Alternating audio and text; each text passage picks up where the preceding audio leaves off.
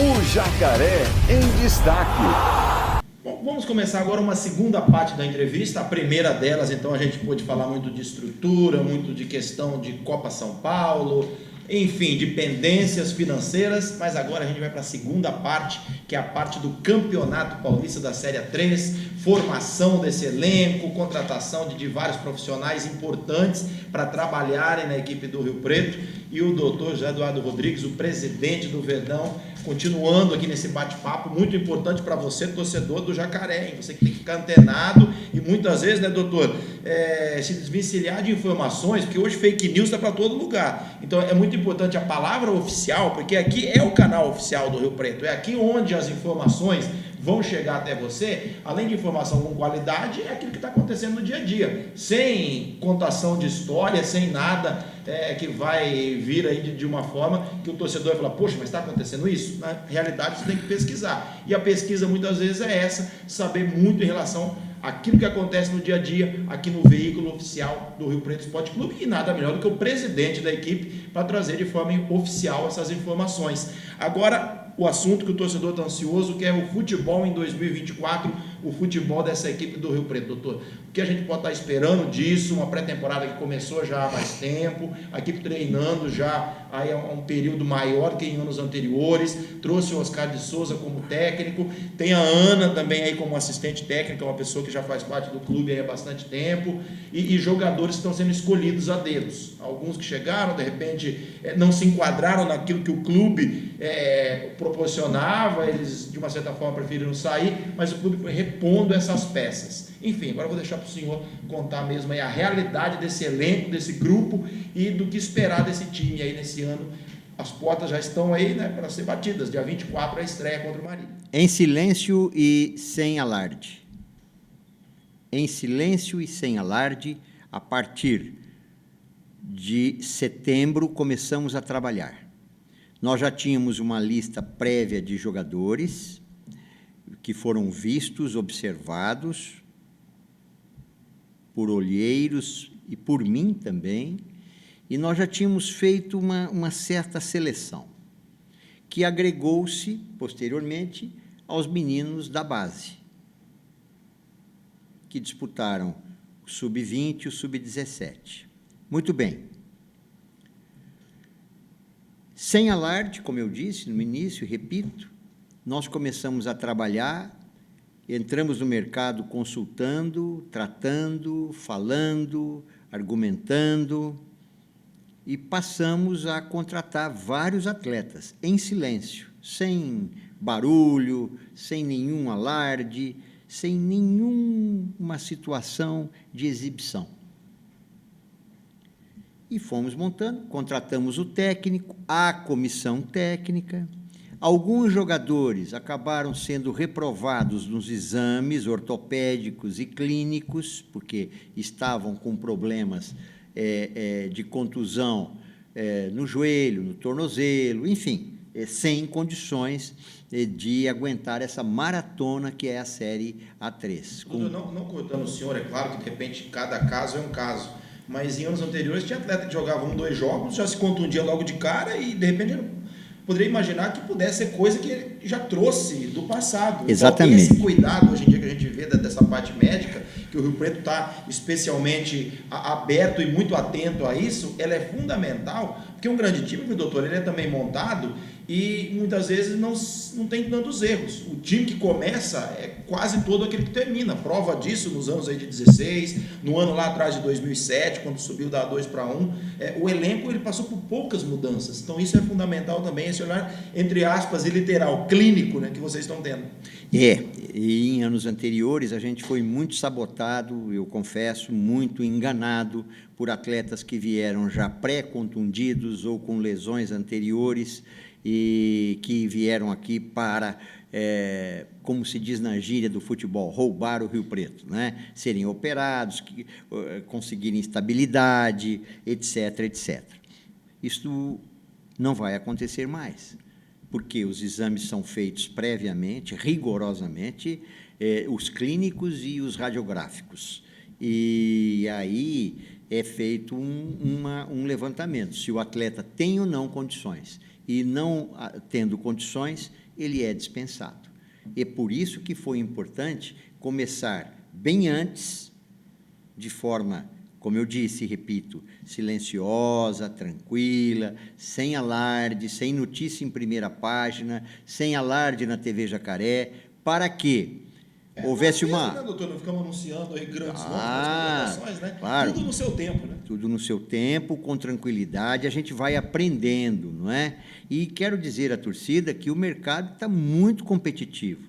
Em função da Série A4, começar o seu campeonato, terá início praticamente ao mesmo tempo, a competição a nível de contratação de jogadores e a disputa por salários, etc., é muito grande, né? Mas uma coisa eu sempre digo, o importante para o atleta não é a proposta que ele possa ter, é preciso que ele verifique se ele vai receber. Em primeiro lugar, né? Em primeiro lugar. Então, muitos clubes oferecem valores que são impagáveis, não é?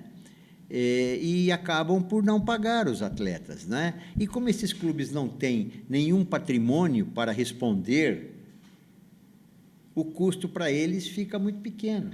Além de tudo, não pagam seus impostos, o que torna a disputa desigual.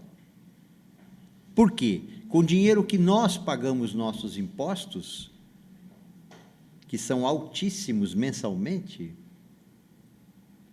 esses clubes contratam jogadores para jogar contra nós, para fazer gol na gente. Então, é uma disputa desigual. A Leila Pereira, grande presidenta do Palmeiras, executiva, tem dito isso, mas eu falo isso há muito tempo. Eu fui no Supremo Tribunal Federal batalhar por isso. O jornal nosso faz menção de que o Rio Preto já tinha certidões negativas e exigia que os demais clubes também tivessem, como a lei de Dilma Rousseff previa. Só vão disputar os clubes com certidões, porque senão fica desigual a disputa. E eu transfiro isso para o plano pessoal. Se você, cidadão, não paga os seus impostos, você é executado, você é punido, você é multado. O clube não acontece nada. E se o nome do presidente fosse pelo ralo, doutor? Será que esse pessoal não ia ter mais consciência, não? Pois é, deveria. A Lei Pelé tem lá um artigo que até prevê essa responsabilização, porém não é aplicada.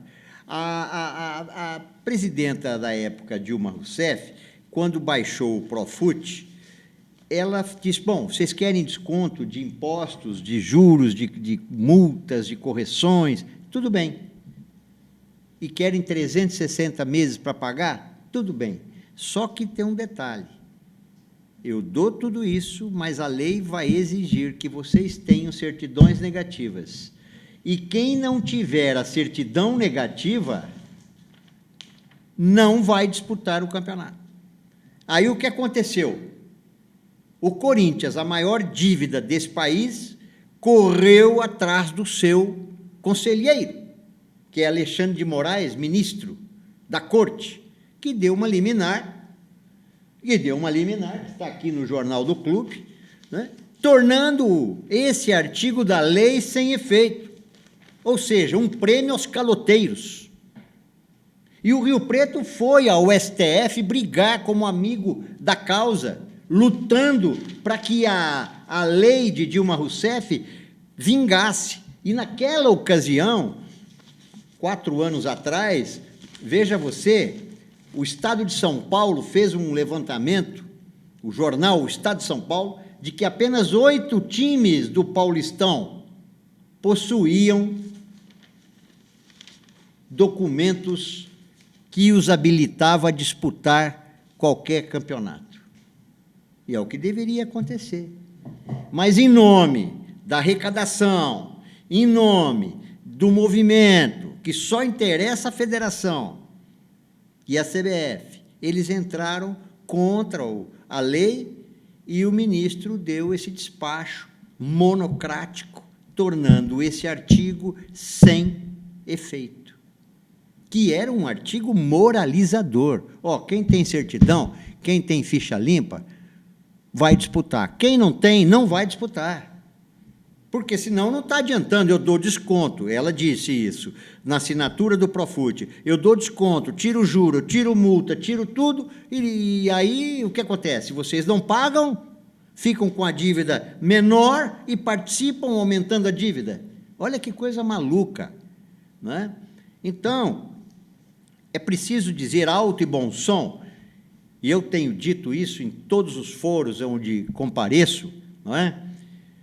Foros esportivos, de que a disputa é desigual.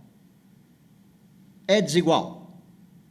Você pega times que, com o dinheiro que você, Rio Preto, paga imposto, você, Palmeiras, paga imposto, como a Leila reclamou outro dia, e contratam jogadores para jogar contra a gente, usando esse mesmo dinheiro que eles deviam pagar de impostos e tributos, e aos seus jogadores. Então, todo dia eu tenho casos aqui gravíssimos, né? O futebol está em decadência total a nível financeiro. Clubes grandes não pagam salários. E ainda dizem para o jogador, ó, você está jogando aqui, é um grande favor, essa vitrine que você tem. Ah, você quer ir embora? Dá uma quitação aqui de toda a dívida, eu te libero. Tem um jogador aqui que nós pretendemos contratar, e ele todo sonhador, não, fugiu, voltou para o Brasil. E agora vai ficar sem jogar, porque tem uma briga aí, né, monumental. E ele reclama para amigos nossos, para dirigentes do clube, puxa vida, podia ter ido para o Rio Preto, estaria recebendo, estaria comendo, não é? Estaria vivendo numa situação diferente. Contrariamente, eu fiz uma bobagem e agora prejudicou a carreira, né? Ô, doutor, deixa eu entrar num outro aspecto agora, já que nesse ano existe um tripé, né? Eu vejo muito as conversas do senhor com o Pedro Paulo, gerente de futebol, que foi contratado há vários meses, e o treinador Oscar de Souza. Como esse tripé, vocês, ou também, de repente, tem mais pessoas que o senhor pode até enumerar, para selecionar, vou usar esse termo mesmo, selecionar quem veste a camisa do Rio Preto, quem vai colocar essa camisa para dentro de campo para levar a equipe ao tão sonhado acesso. Pois é, importante dizer que o Rio Preto vai completar 105 anos e de história ininterrupta, quando muitos clubes na região ficaram 10, 12, 15 anos licenciados. Vários desses clubes aí. Tem alguns até que mudaram de nome, né, para dar o golpe na praça. Então, o que acontece é que há, sim, um entrosamento muito grande entre o gerente de futebol, o nosso treinador, que é um treinador experiente, que trabalhou com a base do clube, do Corinthians. Então, há uma conjugação de esforços na direção de todos serem ouvidos, né? E uma coisa é certa, o técnico aqui não monta mais o time. Ele é um funcionário como outro qualquer. Ele tem voz, tem vez, mas a decisão final é da diretoria, não é? Então, diferentemente de em outros momentos, que foi um erro também que cometemos... Foram muitos aprendizados. Muitos aprendizados. E, não, você tem carta branca. Aí o cara trazia 8, 9 jogadores do jeito que ele queria, como ele queria, no valor que ele pretendia, e muitas das vezes ganhando até recursos em cima, né? Então, isso tudo acabou. O técnico é ouvido como experiente, como um cidadão que nós observamos tecnicamente o seu trabalho, admiramos o seu trabalho, ele apresentou uma proposta, nós discutimos e a gente vem nessa tertúlia desde setembro, com um planejamento lá atrás, né? Então, esses jogadores que você viu hoje no treino, praticamente com 2 equipes treinando no mesmo nível, quem que é o time A, quem que é o time B, eles se equivalem, né? Então, se esse time continuar assim, entrosado, preparado, motivado, totalmente comprometido, nós vamos ter muitas alegrias, porque toda a estrutura não lhes faltará, não é? Então, Perdemos alguns jogadores? Perdemos, por essas propostas irreais que o sujeito recebe e depois se arrepende, né? Hoje mesmo, recebemos a ligação de um menino que jogou aqui, jogou muito bem. Não, mas o Grêmio está no Grêmio de Porto Alegre, né? Vai emprestar para o Figueirense, para não sei aonde, time grande. Tá. Foi lá, não tinha comida, não tinha salário, não é? Então, essa é a realidade do futebol, né? Então, pedindo para vir no Rio Preto, ligando desesperadamente. E assim, eu tenho casos todos os dias, né? E, infelizmente, os atletas são levados por empresários mal intencionados, por dirigentes enganadores, e acabam caindo nessas armadilhas. Eu chamo isso de armadilha, né? Eu, uma vez, um exemplo aqui para fechar esse item, eu recebi aqui 5 jogadores do Barretos, naquela ocasião, deve ter uns 3, 4 anos, e eu queria contratá-los. Todos eles, mas o Rio Preto está ofertando um salário muito pequeno, lá nós vamos ganhar, eu me lembro, era coisa de 8 mil cada um, coisa assim, bárbara. Eu falei, olha,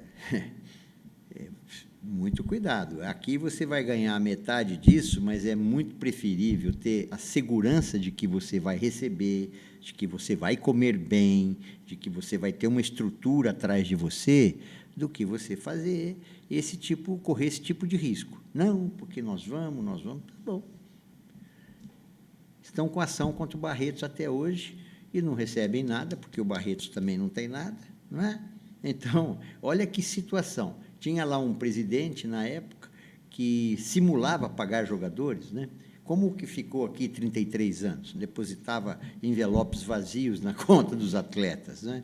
Que descobriam isso 48 horas depois. E aí haja confusão. Então, são assim, aí os caras te encontram, me arrependo tanto, olha, fiquei lá meses, não recebi nada, nada contra o Barretos, mas as estruturas estão superadas, as estruturas estão débeis, e eles enganam os jogadores, eles tapeiam as pessoas, né? E fazem esse tipo de falcatrua. Depois entra em campo tentando ganhar de você, jogar com você, usando o dinheiro que eles devem para todo mundo. Então, essa situação no Brasil não vai perdurar. O futebol tem que abrigar aqueles que pagam os seus compromissos corretamente, principalmente os tributos federais. Vai ter que ter um momento que isso terá que ser considerado pelo governo federal, não é? Olha, exigir das federações, porque senão fica uma coisa, como eu falei, já vou repetir, desigual. É uma disputa desigual. Ô, doutor, para a gente fechar aqui um recadinho final para o torcedor do Rio Preto, para essa estreia do dia 24 de janeiro, se você também quiser passar os valores dos ingressos, para a pessoa também já poder se preparar, se planejar. Eu sei que o pessoal já pegou a tabela na mão. Os jogos em casa serão às quartas, 3 da tarde, e domingo, 10 da manhã. Né? Você pode oficializar agora também essas questões, já para todo mundo colocar na agenda aí as datas, já que dos 15 jogos, 7 serão em Rio Preto e 8 deles serão fora. A galera já está com a tabelinha em mãos e o senhor agora pode passar essas informações aí importantes. Serão 7 partidas em casa, 8 fora, né? De Rio Preto. Um campeonato muito difícil, muito intenso. Muitos times de tradição. Muitos times de tradição, mas camisa não ganha jogo. São muitas viagens, mais de 5.000 quilômetros que o Rio Preto irá percorrer, e muito intenso, como eu falei, né, com jogos às quartas, aos sábados, domingo, quarta, quer dizer, intensamente. É uma maratona de jogos. Eu sempre defendi que nós tivéssemos um campeonato regionalizado. Desse regionalizado saíssem 2, 3, 4 classificados para enfrentar a outra série de regionalizados, que seria de Rio Claro para cima, né? Sempre defendi essa tese, com turno e retorno, com calendário. Mas, infelizmente, lá na federação, os presidentes chegam e acabam prometendo votar nessa tese e votam contra, e por interesses difusos, né? E aí fica muito difícil, porque nós somos obrigados a fazer maratonas incríveis, apertar o calendário, sairmos daqui para jogar em São Bernardo, para jogar em São José dos Campos, para jogar no Vale do Paraíba, para jogar em Sorocaba. É inconcebível isso no momento que o futebol está, né? E a verba na federação, a cota, é desse tamanho. E o Rio Preto é um dos poucos clubes que ainda recebe a cota, miserável ou não, recebe. Por quê? Quem tem alguma dívida, ela já fica por lá mesmo. Já fica por lá mesmo. E haja visto que nas últimas reuniões do Conselho Arbitral, quando os clubes recebem um envelopinho fechado com o valor da cota, não é? Para que um não saiba quanto o outro ganhou, quer dizer, é um outro segredo dispensável, né? Não vejo necessidade nisso, mas esse é o comportamento. Vários desses envelopes, vários presidentes nem abrem os envelopes, largam lá. Por que largam? Porque aquele dinheiro não é deles mesmo. O dinheiro está penhorado, a única coisa que eles têm é a cota. Só que o número e o volume de execuções é tão grande que nem a cota paga. Nem a cota é suficiente para cobrir as execuções trabalhistas, né? Então, é muito difícil, né? O Rio Preto tem 3 ações trabalhistas, pagando. Bom, doutor, então, para fechar, o valor dos ingressos, para a galera já ficar antenada, e repetindo aí que eu falei, os jogos, quarta, 3 da tarde, domingo, 10 da manhã, é isso? Sim, e R$20. E R$20. E R$10 o meio ingresso. É o valor mínimo, né? É o valor mínimo. O que se espera é que o torcedor compareça, né? E prestigie esse time, porque eu tenho certeza que esse time nos dará muitas alegrias. Um abraço, sucesso, estaremos juntos nessa caminhada em 2024, na Série A3, TV Jacaré, com as transmissões da TV Federação Paulista também, que foi uma proposta lá atrás, que o senhor iniciou tudo lá no ano de 2018, e uma mensagem final para o torcedor do Verdão, torcedor do Jacaré, que está ansioso para ver essa equipe em campo, e essa ansiedade termina no dia 24. Pois é, firmes e fortes, dizendo para vocês que nós estamos aqui gerenciando e administrando como gestores todo esse patrimônio, toda essa grandeza, né? E nos deparando sempre com problemas a serem enfrentados e resolvidos.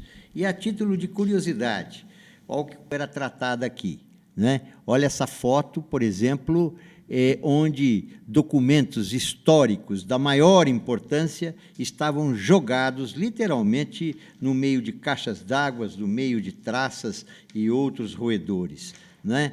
Esta é a imagem do abandono que o Rio Preto se encontrava, né? E nesses arquivos recuperados agora e que estão sendo aos poucos digitalizados, você recupera muito da história do clube. Muito. Livros de atas, livros da diretoria, livros de atas do conselho, documentos importantes, né? Então, tudo isso vem sendo rigorosamente feito. Tenho até uma foto aqui onde eu examino as coisas, até com luva e máscara, porque o material está bem deteriorado, né? Jogado em cima das caixas d'água lá, em uma situação de insalubridade total, né? É assim que era a história tratada, né? Nós estamos resgatando tudo isso e podem ter certeza, nós teremos não só o livro de anos completados pelo clube, não é?